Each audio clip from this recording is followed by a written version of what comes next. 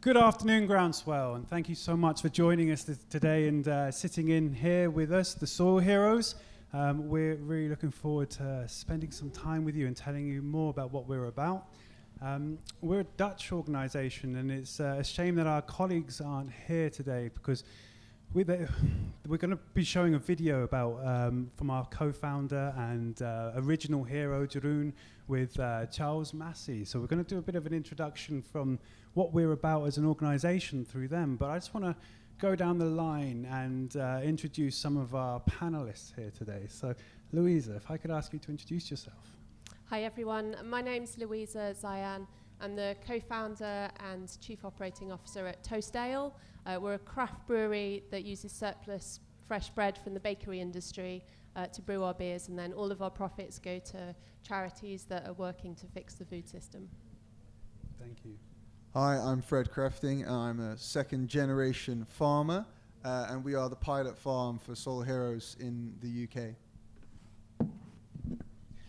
I'm Carl Crafting, the father of the thing on the right, and we've been at it for some time. And about 8 or 9 years ago, when I realised that the world was changing with the Brexit and everything else, and I was looking at the cost structure of my farm, so I was desperately looking for new ways to do what we would traditionally been doing, and slowly moved into the regen ag movement.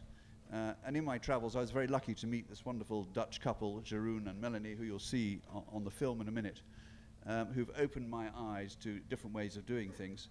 And in the meantime, they've built this extraordinary platform to link industry or corporates with farmers to help farmers along the regenerative voyage and introduce different practices into their farming processes, and at the same time to give the corporates an insight into what difference they can make using the carbon credits, using biodiversity allowances to help create the change we all need in our food supply system going forward.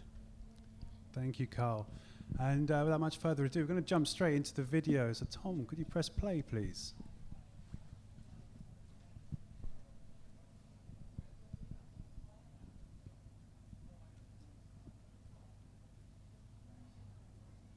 Good morning, Jeroen, and good evening, I think, Charlie. It is evening, and good evening to both of you. Good morning to both of you there.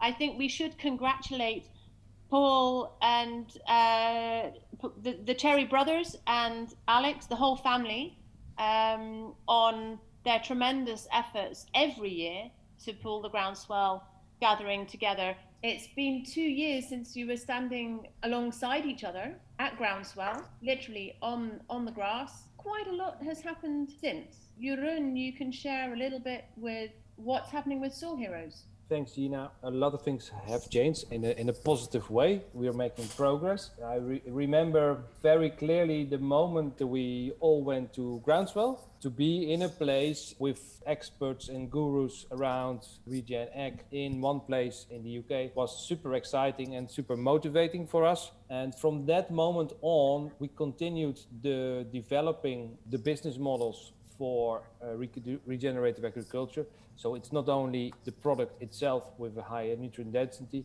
but also how can we measure and quantify the other ecosystem services which are involved with regenerative agriculture. We have been quite busy with making the real product tangible and easy to understand. And the moment is now exactly after 2 years that there is a new Groundswell that we are speaking to Charlie again. We are ready to enter into the market with business models around soil improvement based on regenerative agricultural practices. Well, when I was in Europe 2 years ago and I was doing some work with Patagonia, it's a wonderful company now supporting regenerative agriculture. They put me on to Jeroen and Melanie, and we drove out for the day, and I was absolutely blown away at innovation of planting the entire farm on its surroundings with biodiverse flowers, etc., that supported pest controlling insects and birds. And then to see the innovation that Jeroen has initiated in planting commercial crops, but without any of the industrial inputs, just his own innovation of the way he tills and the way he makes his own fertiliser and biological inputs. It was wonderfully exciting, and then from there we went to Groundswell. So it was a wonderful few days. So what was so different or special, or what was it in particular that struck you about what Jeroen and Melanie are doing? Well, we drove out for a couple of hours from Amsterdam through the polder country, and here's a farm in the midst of industrial farming.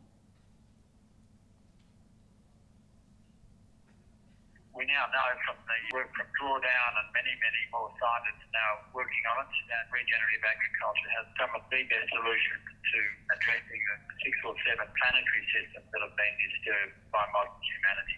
The real word regen ag was still well known in a small community, but in 2 years' time it is become a real accepted word. Regen ag is the future, and also in Europe there is a great movement of frontrunner farmers and the first followers who wants to step into the regen ag practices, but there is still a lot of things which needs to be developed.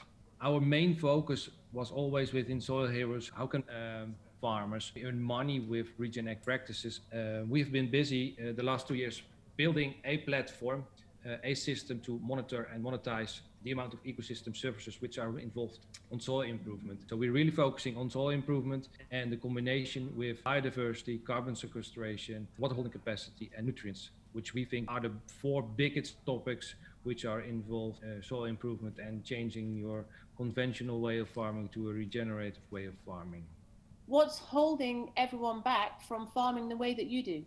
Well, I think it's pretty obvious without getting into it. It's all about power. The big power is behind the multinationals that push all the industrial products. So government policy locked into a paradigm that post-Second World War to where we are. But we now know that the fruits of that industrial agriculture are now having some horrific effect on the planetary systems, whether it's climate, water, biodiversity, nitrogen, phosphorus, interlinked cycle, land clearing, etc.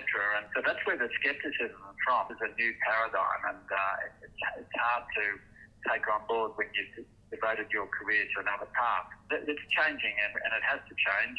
That's going to crack open more minds. And the other big thing, when you look at the wonderful food coming off farms like Jeroen and Melanie, it's just a healthy, nutrient-rich food density nature of that food. We now know that the exponential rise in modern diseases relates very much to nutrient-empty foods off industrial landscapes, many herbicides and other chemicals disturbing our bodies, and hence the modern disease exponential rises. How would you see the role of the rest of the world in that interaction with the farmer? In the end, it's all about nutrients. So if we are able to make the connection between the consumers and the farmers, that the consumers and the companies or the corporates are going to promote and reward regenerative agricultural practices, starting with carbon sequestration and biodiversity, in the end, we can provide society with good and healthy food. And we are ready to start monitoring what's happening in the soil and in the products the farmers are selling, according the development of the nutrient density. And if we are able to do that, we can build a land passport together with a food passport. And there you can see the development of the nutrient density in our food. And then we are selling health, and then we are the pharmacy of the future. And then the whole thing has changed from being the problem owner to being part of the solution. I think we can make together a super call to action. If everybody believes that health is the happiness of our future, let's start building connections between companies and farmers to set up regenerative agricultural businesses, that we gather the data for the farmers, that they can show that they are really doing good things. And then we have a bottom-up system where we can help society. So I think in the 2 years' time, things have developed in a positive way, that we are able to measure the good things in soil and in our products. The big thing is, let's start connecting to each other and show the world on a large scale that we can do it. I think Jeroen said it beautifully. I call this whole process an underground revolution, as in a bottom-up driven thing, and playing on the analogy of healthy soil. It's soil biology that that is delivering many of the nutrients into our healthy foods. Essentially, an underground movement for a democratic pharmacy for the earth that takes all of us. It's not just on farmers, it's not just on companies, it's not just on consumers. It requires us literally kind of field to fork, so to say, farm to shelf, for us all to play our role in that.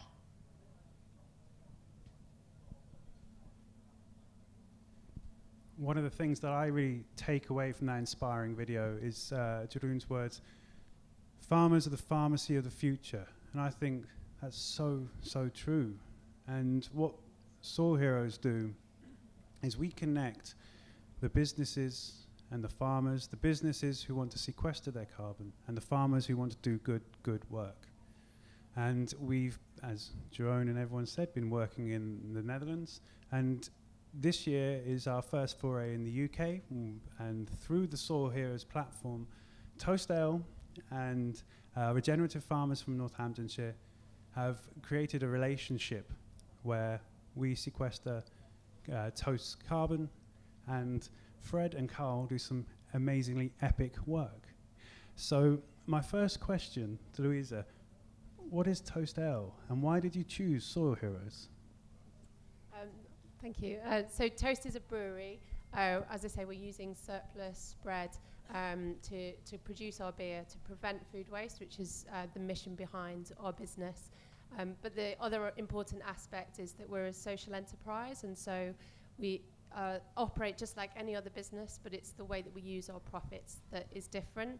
We reinvest those profits into social causes, social and environmental causes. And for us, we've always been very connected to the food system. My co-founder, Tristram Stewart, founded Feedback, which is a charity that's looking to change the systemic drivers of food waste, but also looking at broader systemic issues in the food system as well. And so whenever we're looking at how we invest our funds, we're looking at also making sure that it tells that story of our brand and how food is so important, and sustainable food, regenerative food is so important to us as a business. I first approached Soil Heroes to talk about two separate projects, actually. One is project-based. It is a series of beers that we're launching to raise awareness about the food system in the lead up to COP26. And I was looking for a partner for us to dedicate some funds that we were going to be raising through that project to. I'd already spoken to a number of different charities, and one of those is the Rainforest Trust UK, who we are working with. The challenge that we have with that is that it's vitally important, but it's quite hard for us to engage our UK consumers in something that feels quite far away for many people. We know that the preservation of existing rainforest in regions far away is very important, but we wanted our consumers to also feel very connected with the land on which we all rely on for our food. And so approach Soil Heroes because I wanted us to have that direct connection with farmers so that we could also learn about what the challenges are for farmers and how we can be part of helping farmers to address those challenges and to use the funding to support that. And through that, the campaign that we're running, help to educate average beer drinkers on what the challenges are for our food system and what we need to do for that. And then through those conversations, I was also working on our carbon footprint. So I was previously, pre-Toast, a consultant at the Carbon Trust, where I worked on carbon footprinting for lots of big corporates. At Toast, I'd previously decided not to invest in offsets because I felt, first of all, there's a risk that it delays action for business, and I wanted to prioritize our investment in how we reduce our emissions. But also I just felt so disconnected from the system of buying carbon credits. I know there are lots of issues around many of them, and I just didn't feel comfortable in investing in offsets. But talking to soil heroes and understanding the opportunity to have a direct relationship, to trust soil heroes as a partner for us, who would be doing that monitoring and measurement, but also realizing that we're on a learning journey with the farmers, with soil heroes, and yeah, we would be able to kind of offset, but go beyond offsetting to regenerate. So not just compensating for our emissions, but regenerating. And then, of course, you know, we are in a climate and nature emergency, so I felt that it was really important that we were giving back and not just thinking about carbon, thinking about nature, biodiversity, water, preservation, etc. And yeah, kind of being part of this journey is really important to us as a business, to our employees, and I think it will really resonate with our consumers as well. Thank you. What I took there is, it's a journey. It's a learning journey. And I think that's what makes Soil Heroes so different. It's facilitating and bridging those relationships. It's not about putting offsets on a market in a transaction that you're never going to see again. It's real. And Fred, what does it mean for you as a farmer? We have many farmers here in this tent, obviously. So there's going to be a lot of people wanting to know from your side of things. How's this experience been for you? Well, I mean, we've been doing a few regenerative practices, but very few. And as you guys mentioned, it's a massive journey. And through the experience of Soil Heroes, they've really guided us through that massively. And there are some sort of low-hanging fruit and easy things to do that we started implementing straight away as we're working with Soil Heroes. But then as you get further and further, the next stage of things, there's a bit more financial risk attached to it. Things are slightly more complicated. A perfect example is this year we're using our own biofertilizers that we've made through the help of Soil Heroes, and we've made that all ourselves. We haven't bought it from anyone. And those sorts of things wouldn't be possible without, the sponsorship of companies like Toast. And there's also now talk with, some of our other sponsors about potentially, working more closely together. Everyone is aware that they maybe don't know as much about their supply chains as they would want to. So it's about all of us kind of going together on this learning journey. So it's been massively helpful so far. Thank you. Carl, we've got plenty of farmers here, and what I've learned from Groundswell is that they go straight to the point of the question they want to ask. Does this make financial sense? Well, assuming that some of you have played around with min-till and cover crops, which are two of the 20 steps that Jeroen has identified as the road to full regenerative farming, a lot of you are well on the way. And so when he explained to me that, well, actually, you're doing quite well in the first pits we dug all over the farm, looking at the soil structure and everything else, he was impressed by the limited amount of biology we had, because he's used to seeing places where there is no biology anymore at all because of so many years of synthetic applications to the crops. So the next steps, as Fred has identified, are a little bit more complicated. It was more the mentorship and having the confidence of someone who's been doing it for 10 years that it works, and you're going to see his farm and seeing how it works, has made it easier for us to jump onto the next stages. And there are brochures, I'm not going to go through all 20 of them, but there are brochures lying around here if you want to pick one up at the end, which will explain the various steps. But let's put it into pounds, shillings and pence. We are being sponsored through the offset that our sponsor companies, the three who've already signed up with us for our farm. They've all linked to a certain quantity of hectares, and they're paying us for the carbon offset.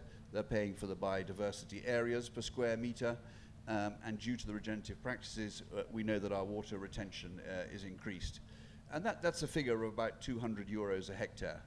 So as some of you are looking at what you're losing from BPS at the moment, this is quite an interesting little support to take you through that period, and also to help you perhaps have a small dip in your yields as you get back onto the regenerative road. But remember, it's not all about yields and turnover and tonnage. It's a lot more about the bottom line. And the secret of the regenerative system is you're stepping away from all the artificial inputs, which, as we all know, has a tremendous effect on the structure of our P&L. And one of those very inspiring talks this morning from Henry Astor, talking about his farm in Oxfordshire and using heritage wheats and using his own seeds to replant the next year. And that was the other area where I looked at the cost of seeds every year, and I thought, well, this is ridiculous. Well, what, So I've got the confidence now through this whole process to really identify and eliminate an enormous number of costs in the structure of our business. So we're getting a little bit of help through the Soil Heroes contribution, but we're also learning from them how we can run a much more cost-effective business, accepting that climate change is something we can never deal with, and accepting that if you go into more niche products with your own seeds, you're not going to be footballed by the world market commodity prices. So those are the big learning curves for us at the moment. Fred's talked about mixing up the biofertilizer, and I spent a lot of time with rock crystals and unpasteurized milk and ash and all sorts of fungi from the woods that Sharon and Melanie taught me to go and bring together, and we create a fermenting pot and produce this wonderful biofertilizer, which we then mix with water from our pond, because you can't use the water from the tap, it's full of chlorine, which buggers up all the bacteria. And we're now applying that 2 or 3 times during the season. And next door to it, we have the strips with a conventional approach, which our agronomist is doing, and the other half of the field we're doing our thing. So it's a learning curve for us as well to see what that will bring. And now we're talking to neighbourly cluster farmers in our cluster group in the Tove Valley to see how we can use those that have a lot of manure in other farming activities, that we can't pool that to create organic fertilizer for all of us to use together. So it's very simple. It's not complicated. Please don't be frightened of it. It is. Pick up the book and read it. It's very simple. If you go to the Soils Foundation site, you will see that when they set up the organization, they first of all put all the IP into the foundation, which has a golden share, and the commercial company which runs the platform. There's a very, very good handbook which is available to everybody to download and get the feel of what this is all about, and is a little more extended to what Jeroen was explaining on the screen. Thanks, Carl. And just to go on the back of that, our stand's literally over the other side of the road there, so please do come and speak to us. This might sound quite lucrative for many farmers here. It sounds like a good thing, right? But this all relies on getting businesses in to actually pay their emissions. So that all lies with the Soil Heroes. That's our job. That's our job, to go hustling and trying to bring in new business. But is the appetite there, Louisa? Do you feel like this is something that other businesses would be interested in? Yeah, absolutely. I think businesses are facing a lot of pressure. I think that we have a responsibility to be acting on our own carbon footprints, but we're also increasingly seeing pressure from consumers who are much more aware now of the reality of the climate crisis, and it has become a competitive stage, and so many businesses now are kind of racing to make commitments, of which they have to dedicate funds to make action to as well. I think we've seen quite a lot of investment into afforestation and forestry. There are so many companies where you can, buy a product and they'll plant a tree for you. It's just kind of ubiquitous across a lot of businesses, and so I think many businesses, as we were, are also looking for a point of differentiation, and to not just be another way that consumers can plant a tree. And so I think this is a really interesting opportunity for business to connect back with, and particularly for food businesses, to connect back with the farming community, and develop the relationships as well. So I think for us, ultimately, that is, in the longer term, will be a really important element of what comes out of the work that we're doing, to look at our own supply chain and make sure that is resilient, and to give us almost the first priority over working with farmers who we know are leading. We ourselves are a certified B Corp, and that community is also growing very quickly as well. And as part of being a B Corp, you're required to improve. Well, every 3 years as you recertify, but you're looking for continuous improvement. And part of that improvement for many businesses is about better understanding the supply chain and then improving the impact of the supply chain. So from a carbon perspective, it's looking at scope 3 emissions that the business doesn't necessarily have control over, but which the inputs to the business. And so for me, this is the very start of what I hope will be a long journey to make us a better business.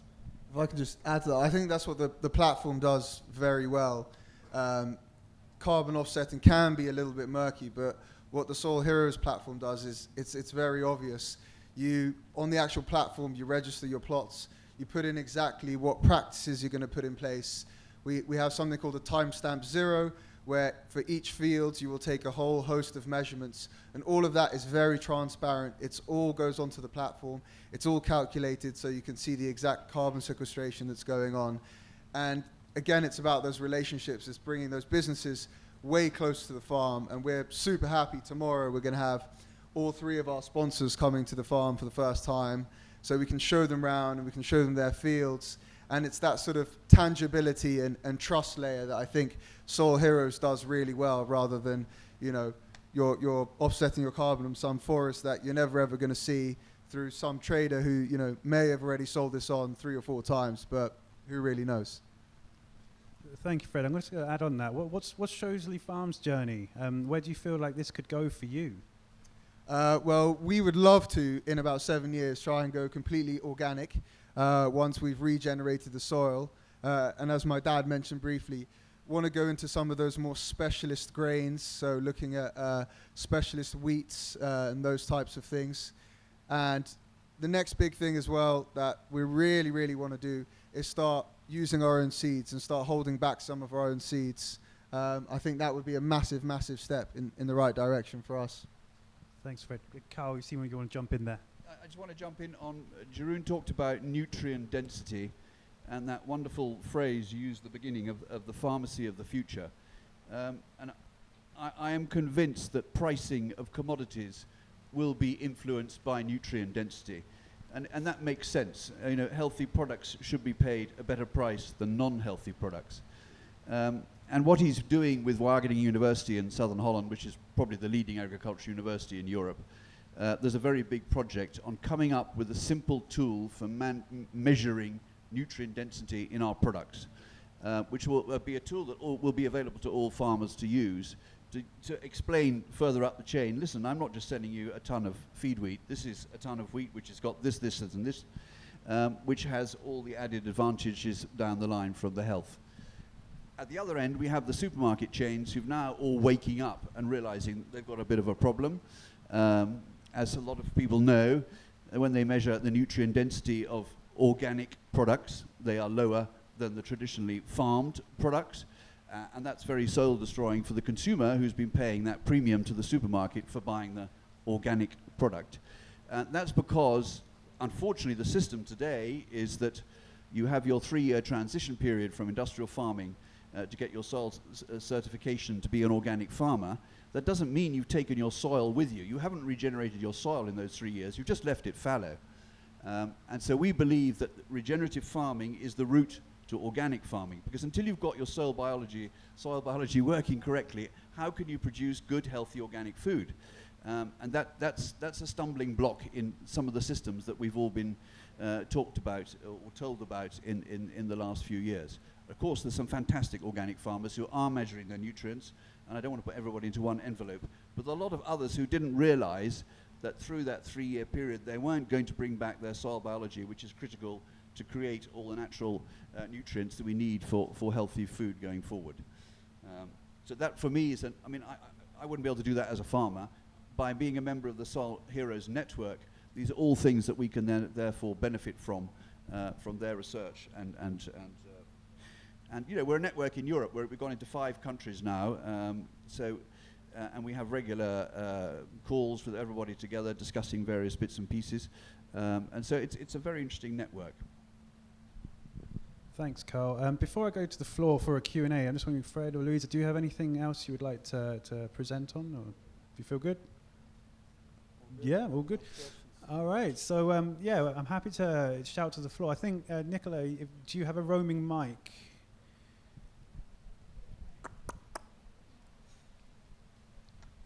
There's a gentleman who was first with his hand up in front of me.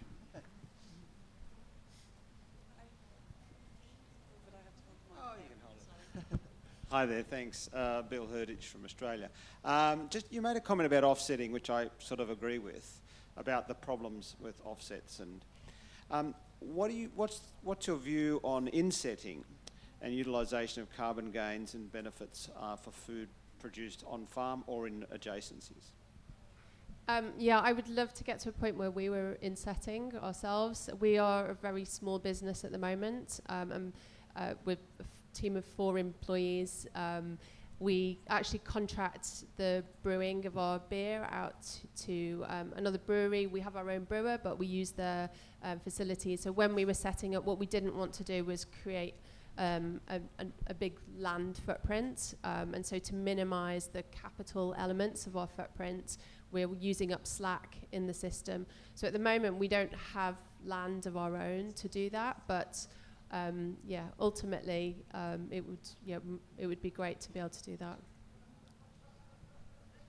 And hopefully I'll have learned lots from this experience to use myself.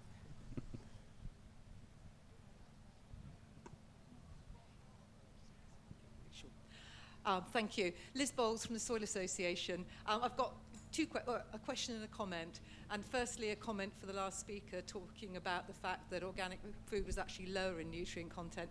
Just to be absolutely clear, through the organic conversion process, the 2-year period, farmers generally start to rebuild soil fertility. And I would say that possibly during that period, the nutrient content of the food they produce is probably no better than it was before. But I would contest that it's actually worse. So I would say that probably it starts to build as soil health builds over time. But then my question was really to do with this whole sort of thing. We've been really struggling with it. Well, not struggling, but thinking about it. And the philosophy that, is it okay for a farmer to sell carbon offsets before they've actually reached net zero themselves? And actually, how does Soil Heroes deal with that? Because, you know, in my book, it's really important that all of us minimize our impact on the planet before we start to sell carbon offsets. Thank you. That is the secret of the platform and the algorithms at the back of it. There is a calculation for what the energy use and the carbon footprint is of the farmer, which is in the calculation of how much net is sequestered. So the great thing about this is that Jeroen is a farmer, so he's designed a system that farmers can use. We don't want anything too complicated. And he's gone out and looked at a lot of the other products on the market to help farmers do their carbon calculations. And you know, I tried one of them myself. I got completely lost. This is a much simpler tool to use, and a lot of the calculation is done for you behind the scenes.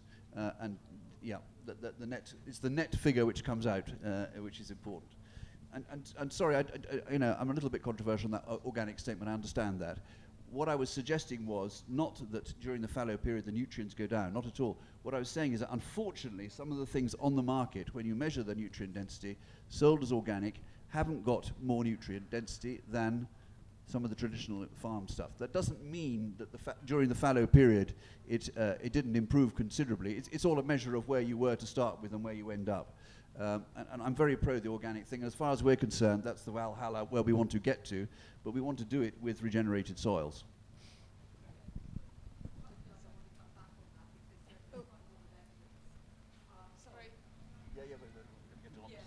Just to say that there's quite a lot of evidence from Newcastle University that the nutrient content of foods that have been produced in different ways are better. So I think it's about that, really. Yeah. I agree.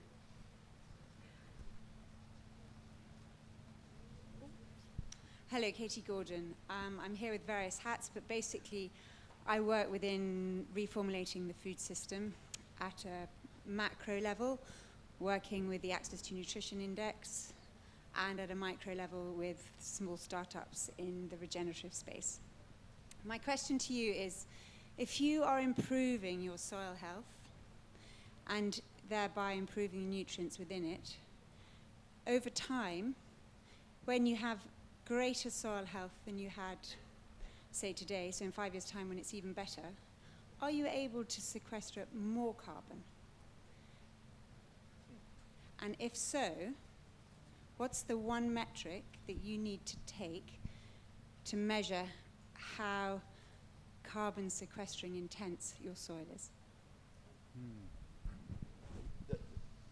I'm not a scientist, but unfortunately Jeroen's not here today. But the big word is additionality in carbon sequestration, because you get to a point where you're not building up any more than you had before because you've got to such a high level. Now, where that point is on each farm and how the soil is treated on each farm is different. So it's very difficult to generalize. But additionality is the big challenge for carbon sequestration going forward. And all his basic answer is, well, if we can get everybody on the journey to start with, we're making an enormous step forward. Because as we as farmers can all start wandering down the regenerative road, we're going to pull down so many thousands and thousands of tons of CO2 that will be making an enormous difference. So if we got anywhere near that maximum level, which I don't think we will very easily, there's still a possibility for there to be an income stream for the farmer going forward. That's great for farmers moving into it from now, but for farmers who've been doing it for sort of 20 years plus, I think the additionality element is really quite vital, and I was wondering what you're doing about that and where the thinking is. You start off with a base measurement, and based on that, every 5 years, another detailed measuring study is done with external laboratories checking yourself. But we're not using laboratories the whole way through the process. The farmer is doing the measurements through his processes himself in the 5-year period. But at the end of the 5-year period, there is a serious analysis done with soil samples by an external laboratory. So every person's soil is at a different stage. I agree with you, and the system will reward you accordingly. So you can't say, how much am I going to get per hectare? No, because everyone's hectare is different. So that's a bit of a vague answer. But if you'd like to have a detailed call with Jeroen, he regularly has open Zoom calls where you can all call in, and he will talk you through in great detail with his agronomists how the model is built, and it's fascinating.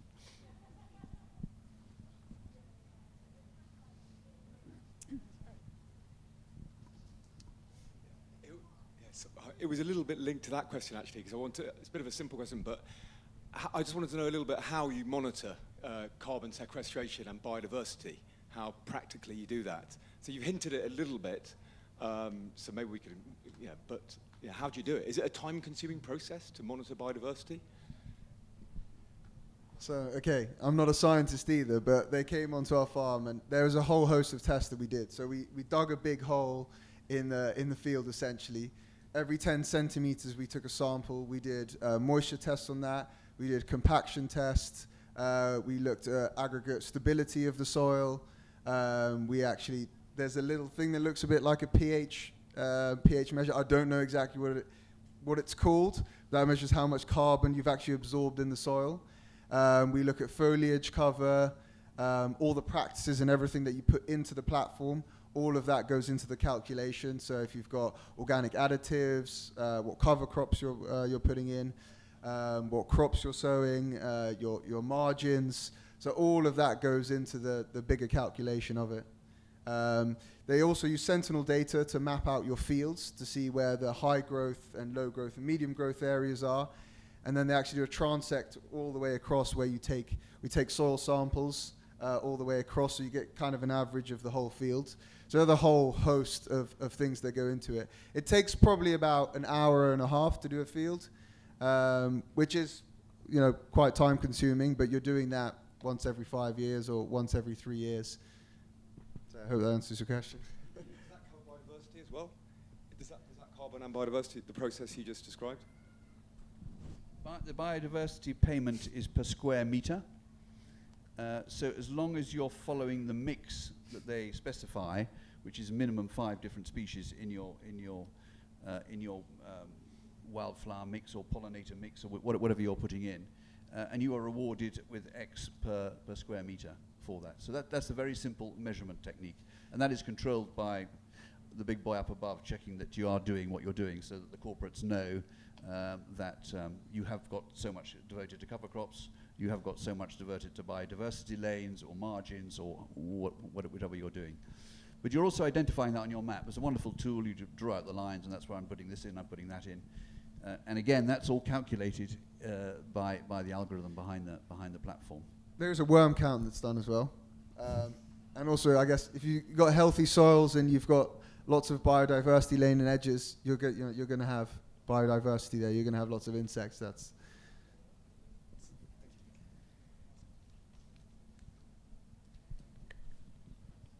Hi there. I just wanted to ask, it's more probably for the soil heroes, sort of an answer from soil heroes, is how do you deal with reversibility? So, surely you'll have carbon accumulation over a certain period of time, and it'll get to a point that it becomes saturated enough that you can't build any more carbon soil, in an idealistic scenario.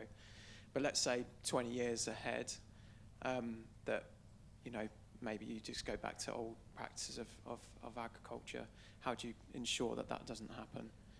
And that the duration of the carbon accumulation is more permanent.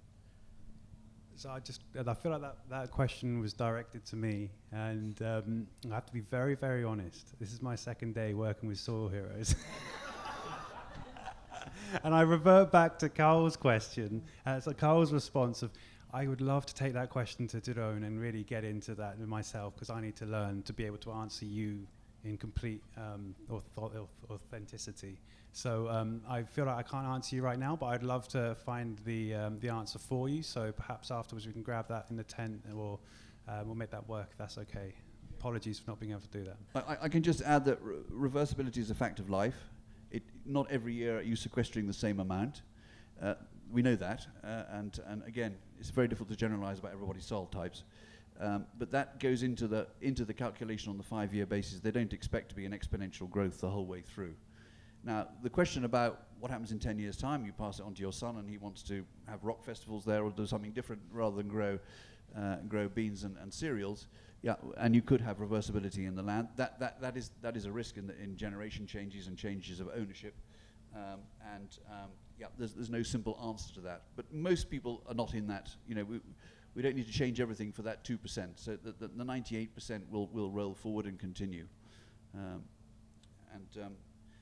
He will give you a much more specific answer on where he sees things in 20 years' time. I mean, some of the Soil Association people here who are much, much more knowledgeable than I am can tell you what their experience is of people who've been sequestering for 20 years. Maybe you can answer that question. You don't feel comfortable with that now? Join the club. I'd also like to just add a general observation that we can't make perfect the enemy of good. And I feel like what we need to do is keep going and keep trying. And one thing I love about this kind of get together is how innovative everyone is, and the experimentation and the ability to just stick your neck out. There isn't a guidebook. There really isn't a guidebook for this kind of transition and crisis that we're facing. So it's all about just kind of putting our hearts and heads together and trying to step forward. So there are going to be elements that we need to get better at, and some elements that we're really, really good at.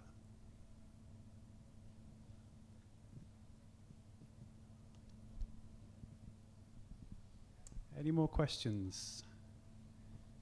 I just say, dear farmers, if you're looking for some additional income and you don't think some of these practices are too off the wall, you're probably doing them already, come and sign up across the road. There's also a raffle for some toast beer.